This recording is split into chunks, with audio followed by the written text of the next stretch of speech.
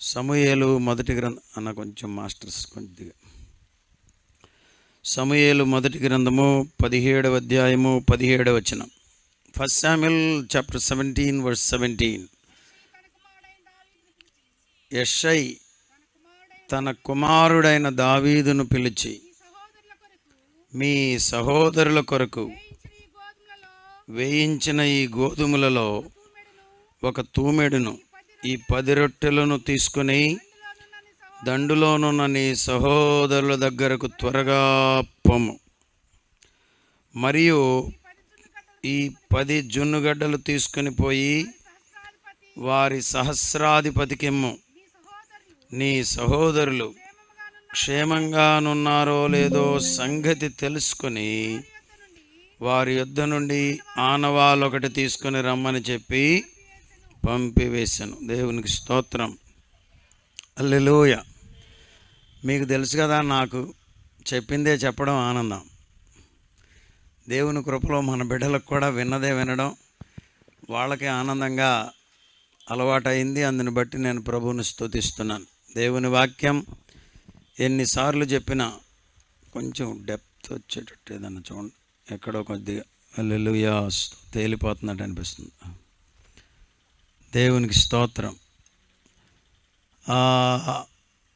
దేవుని వాక్యం ఎన్నిసార్లు విన్నా అది మనకు దీవెనకరంగాను క్రొత్తగానే ఉంటుంది. సమూయేలు మరి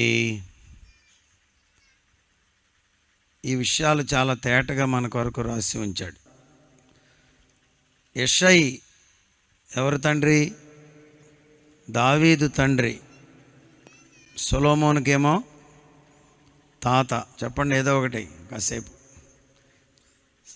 సొలొమోనుకేమో తాతగారు, దావీదుకేమో నాన్నగారు. ఇతడు అది అన్న ఏదో మొత్తానికి సంథింగ్ ఇప్పుడు కలిసింది. యెషై వృద్ధాప్యంలో ఉన్నాడని పైన రాశాడు కదమ్మా. ఎన్నో వచనంలో అతడు సౌలు కాలమందు జనులలో ముసలివాడంట. దావీదు లేటుగా పుట్టాడేమో.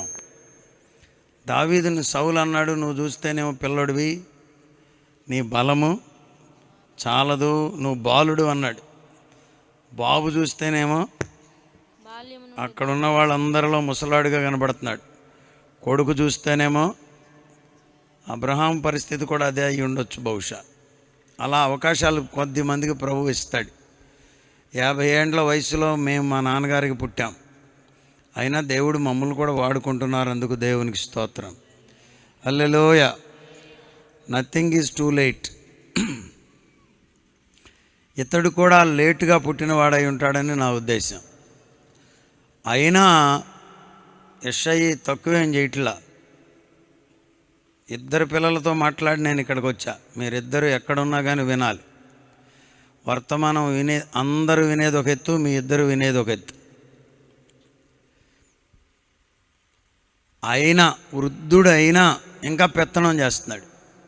త్వరగా పొమ్మన్నాడంటే సహజంగా ఇప్పుడున్న పరిస్థితులు అయితే బతిమాలు, అయ్యా వెళ్ళిరారా నాన్న చిన్నోడా రే బాబు రే అనాలి.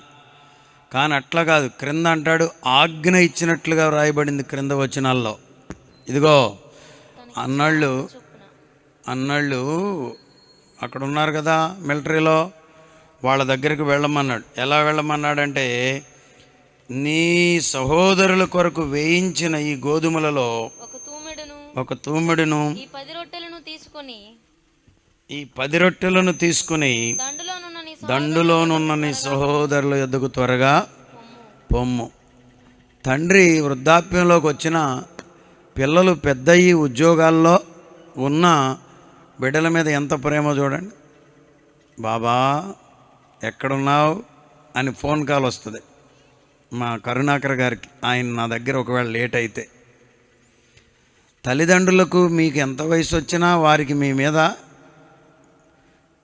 ప్రేమ ఉంటూనే ఉంటుంది. మిలిటరీలో నాకు తెలిసినంత మట్టుకు, జెన్నీ ఇక్కడ ఉంది అడగండి, మిలిటరీ క్యాంపస్కి ఎదురుగుండానే మేము 3 years ఉన్నాం. వాళ్ళకి మాకు మధ్యలో ఒక గోడే. గాబ్రియల్ అన్నాళ్ళు అక్కడ ఉండేవారు. కరుణాకర్ గారు మామగారు వాళ్ళు.